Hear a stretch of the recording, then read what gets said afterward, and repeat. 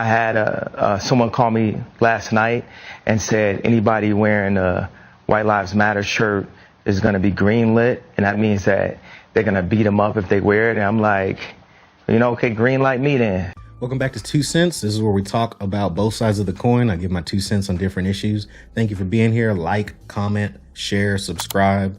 If you like my content, appreciate you for being here. So let's get right into it. So Kanye West has caused a lot of ripples recently. Y'all seen them shirts? White Lives Matter shirts. Caused a lot of issues for a lot of people, pressed a lot of buttons. So I'm going to talk about what I view as both sides of the coin regarding things such as this. Imagine you're in your neighborhood, whether you live in a house or apartment, and someone comes running down the street and they're saying, call 911.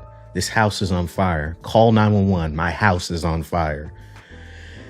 What are you going to do? You're going to call 911 and tell them the address of the house. You're going to try to get help there. What would be the reaction if that person was running to you and your reaction was, well, this house is valuable too? And they're like, I get it, but my house is on fire. I don't have my phone with me. My phone's in the house. Call 911. Call the fire department, please. Like, yeah, well, this house over here is valuable too. Doesn't make much sense. Just because someone is bringing attention to this particular house does not mean that this house over here doesn't have any value. It doesn't mean that the people living in it don't have any value.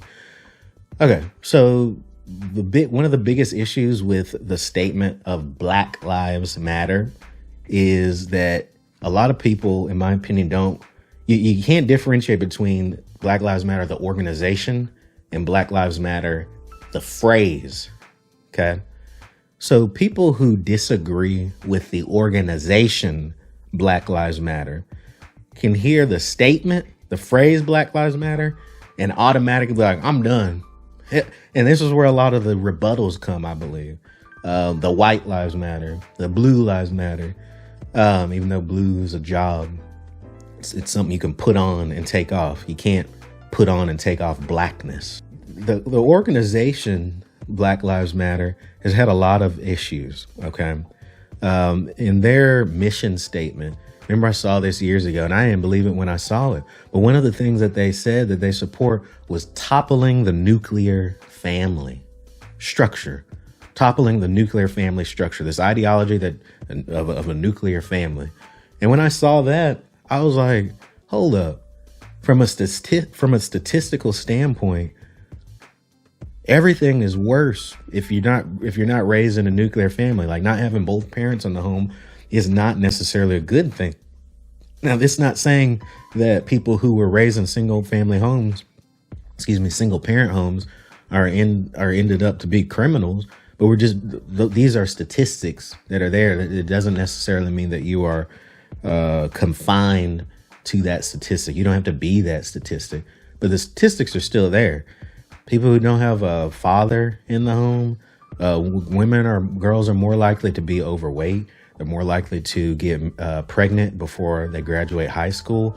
Boys are more that don't have grow up with a father are more likely to go to prison. Like, every single thing gets worse when a dad and mom are not in the home together. So when I saw they wanted to topple the nuclear family, I was like, why? Especially in the Black community. Why in the world do we want to topple the Black community when we have statistics in our community like we do? And I was trying to make it make sense in my mind. I'm like, okay, so over 70% of Black children are born out of wedlock, and they're talking about toppling the nuclear family. We're talking about a need to create and grow generational wealth to make up for the lost financial time that we lost with slavery from 1619 to 1863, and then Reconstruction, and then Jim Crow. I'm like, if our ancestors came here in 1619 and from 1619 to 1863, I'm specifically talking about American descendants of slaves. If our ancestors came here in 1619 and were freed in 1863, during those hundreds of years, Black families were not allowed to accrue generational wealth, any form of wealth. We were property that was owned. Our ancestors were property that was owned and could be sold for slave owners to create generational wealth. So for those hundreds of years, we weren't able to build. We were not able to build. And it's not like in 1863, when the Emancipation Proclamation happened, that we were automatically equal and were able to build. No, everybody wasn't fearing getting hanged by the neck until dead because of the amount of melanin in their skin. And there was a head start that slave owners had because they had their families that had hundreds of years of compounding interest on the stuff that they had accrued. And yeah, so if we need generational wealth. We need to build it in the Black community. And then I'm hearing them say we want to topple the nuclear family. I'm like, how does that doesn't really, I didn't understand how that made sense. It didn't. One of the leaders of Black Lives Matter had some really big issues. People were asking questions. Where's this money going? Where is the money going? Follow the money. And she had spent millions of dollars on a house. Come on. That zero accountability, zero responsibility. That is ridiculous. So those kind of things can come up in people's minds when they hear Black Lives Matter, and they can think the organization and not the phrase. Does the phrase make sense? Of course, 100%. Yes, Black Lives Matter. And there's been the Black community, Black people have encountered issues that every other group hasn't encountered. Now, each group has its own issues, okay? Because someone is speaking about the issues that are pertaining to one particular community, that doesn't mean that other groups haven't had issues either. So if I say that Black people have slavery impacted Black people and has caused us to not have generational wealth, that's not saying that Hispanics have not had issues. That's not saying that Asian people haven't had issues. That's not saying that Native Americans on reservations have not had issues. Talking about one thing does not negate others, okay? But in order to have a conversation, you have to be able to compartmentalize a little bit and be able to talk about one thing at a time. If I did a video on cancer awareness, and if I did a video on cancer awareness, I'm wearing a pink shirt, got the ribbons and everything, and then someone comments and says, well, people have diabetes too. What about diabetes? What about Crohn's disease? What about this? What about that? Would that make much sense? No. Just because I'm talking about cancer does not mean that these other diseases and the people who are affected by them doesn't mean that that's not valuable. But I'm talking about cancer. I'm talking about one thing. So when people talk about Black Lives Mattering, okay, it doesn't mean that other lives don't matter. So when someone says Black Lives Matter and they're saying the phrase, okay, these other phrases like White Lives Matter and Blue Lives Matter are generally a rebuttal to Black Lives Matter. A rebuttal. So they're not original terms. There wasn't a movement about just Blue Lives Matter, Blue Lives Matter. They're rebuttals to Black Lives Matter. So it makes a lot of people who feel from their heart and they're saying the phrase Black Lives Matter, like we are important too. And we're talking about our community. So when someone says that and then a rebuttal comes and it's like, well, White Lives Matter. It makes a lot of people feel like you don't care about the original statement.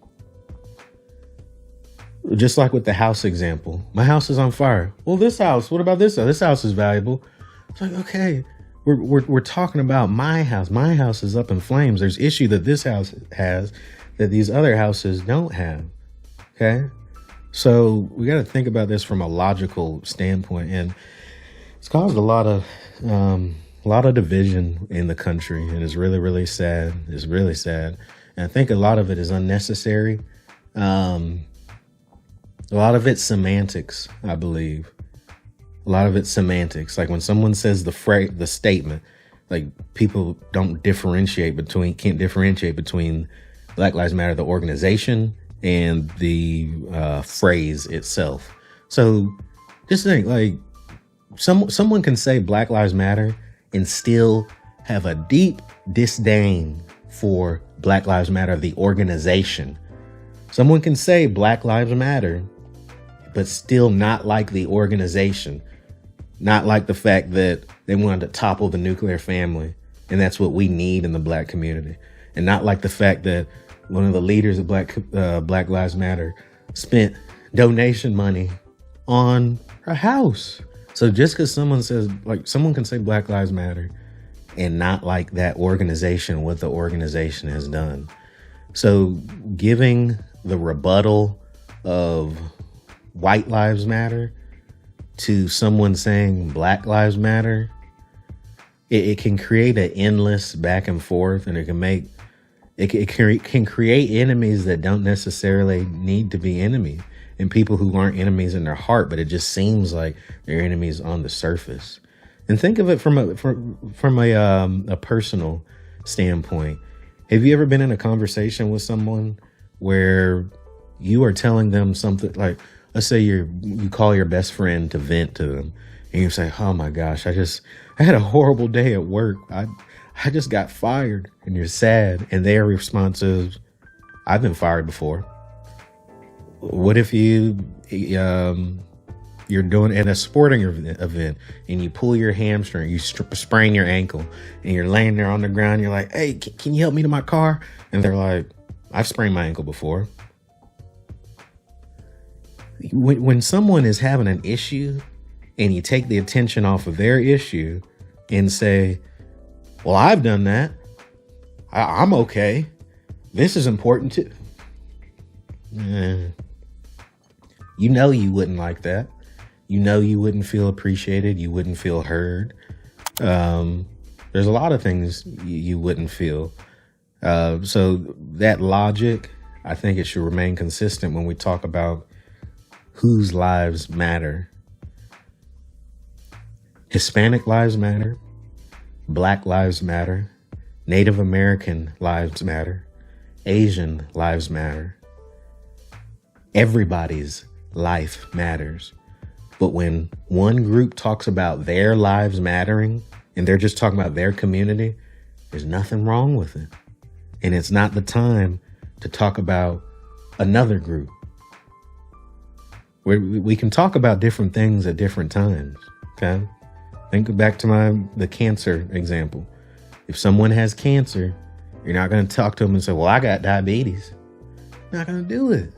You're going to try to console them, try to help them, see what they need, listen to their story. What do you think?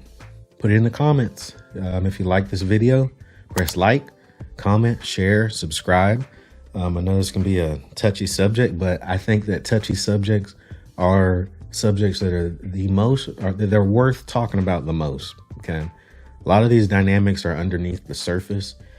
And regardless of whether we're talking about them or not, they're still going to be there.